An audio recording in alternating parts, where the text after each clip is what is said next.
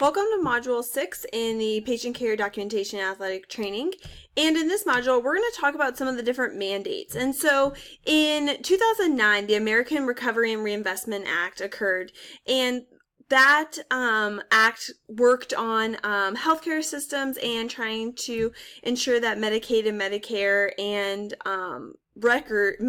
medical records were properly done. And so as of January 1, 2014, all public and private healthcare providers who wanted to get reimbursed for Medicaid or Medicare were required to have an electronic health record.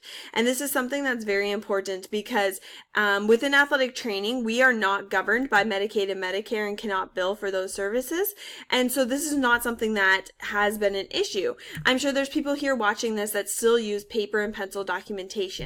And so this is just something to consider, that we are a little bit behind the times as other healthcare providers are using these electronic means for documentation. And so we're going to talk a little bit today about the two different types of electronic documentation, and this is an electronic medical record and an electronic health record. And the difference is an electronic medical record looks at just your individual site. So this is something that you go in, you log in, and the only people who can see those records are you, your staff, and anyone else who has a login to that specific security purchased code. And so that's going to be something that it's non-transferable. It's just within you and your organization. The electronic health record is a little bit more global. So think of this electronic medical record on steroids. So if you were to need to go get your immunization records as you were an infant, you're going to have to go back to the place that you were born, find the pediatrician that was used, and go through and get those records. An electronic health record allows this medical information to follow you. So as I have moved and lived in a few different states, that would allow me to just take my medical records directly with me instead of having to then go back and try and figure out who I saw, when I saw them, and try to get those information transferred.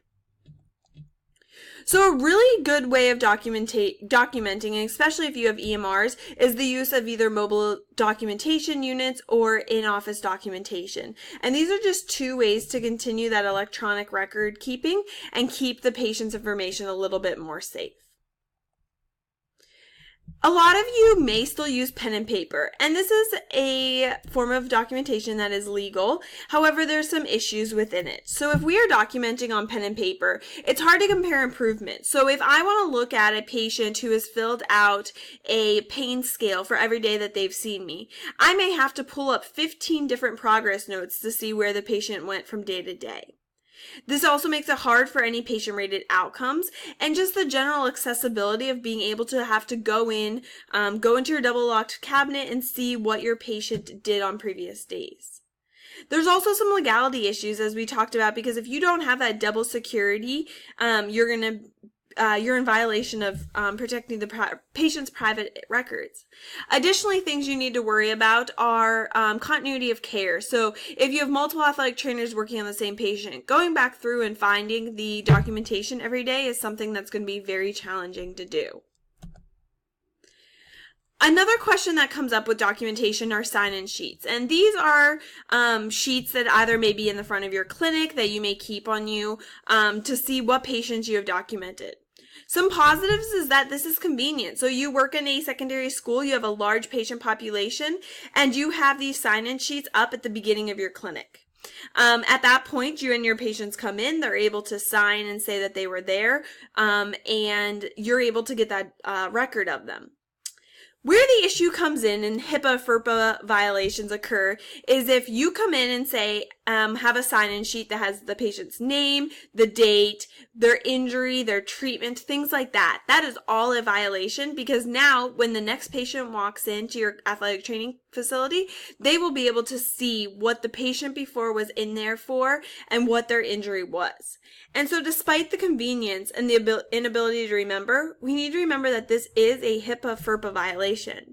Now, some people have said, okay, well, I keep a piece of paper on me at all times and no one else sees it.